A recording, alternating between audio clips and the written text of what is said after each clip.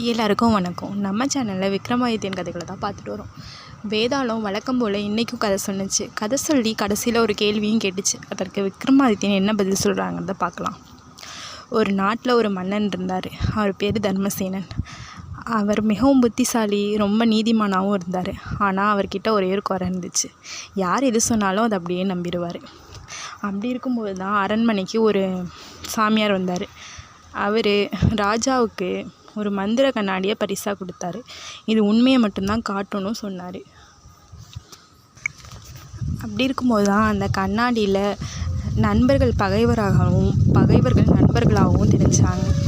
அதனால் அரண்மனையில் ரொம்ப காலமாக உள்ள அமைச்சர்கள் மேலேயே சந்தேகப்பட்டு ராஜா அவர்களை சிறை வச்சாங்க. அந்த கண்ணாடியில் உள்ளதெல்லாம் நம்பிக்கிட்டு ராஜா அவங்க கூட இருக்கவங்க எல்லாரையுமே சந்தேகப்பட ஆரம்பித்தார். அப்படி இருக்கும்போது தான் ராஜாவே அவரோட முகத்தை அந்த கண்ணாடியில் பார்க்கும்போது அவரோட முகம் தெரியாமல் ஒரு அரக்கரோட முகம் தெரிஞ்சிச்சு. இப்போ தான் வேதாளம் கேள்வி கேட்டுச்சு. விக்ரமாதித்யா, உண்மையாகவே இந்த கண்ணாடி உண்மையை காமிக்குதா இல்லை வேறு ஏதாவதுமா அப்படின்னு கேட்கும்போது தான் அதுக்கு விக்ரமாதித்யன் என்ன பதில் சொல்லியிருக்காங்கிறத பார்க்கலாம்.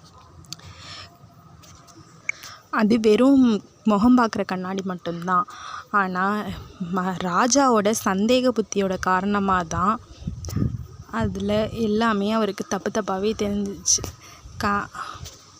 ஒரு மனுஷங்குள்ள சந்தேகங்கிற புத்தி மட்டும் வந்துருந்துச்சுன்னா அவங்களுக்குள்ளே உள்ள நல்ல குணங்கள் எல்லாமே மாறி அரக்க குணங்கள் தான் வெளிவருங்கிறதுக்கு தான் இந்த கதை ஒரு எடுத்துக்காட்டு அப்படின்னு சொல்லி விக்ரமாதித்யன் சரியான பதிலை சொன்னார். வேதாளம் வழக்கம் போல் நீ சரியான பதிலை சொல்லி என்கிட்ட பேசிட்டதுனால நான் திரும்பவும் முருங்கை மரத்தில் ஏறிடுவேன்னு சொல்லிட்டு வேதாளம் போயிடுச்சு. இந்த கதை உங்களுக்கு பிடிச்சிருந்துச்சுன்னா லைக் பண்ணுங்கள், ஷேர் பண்ணுங்கள், கமெண்ட் பண்ணுங்கள், மறக்காமல் சப்ஸ்கிரைப் பண்ணுங்கள்.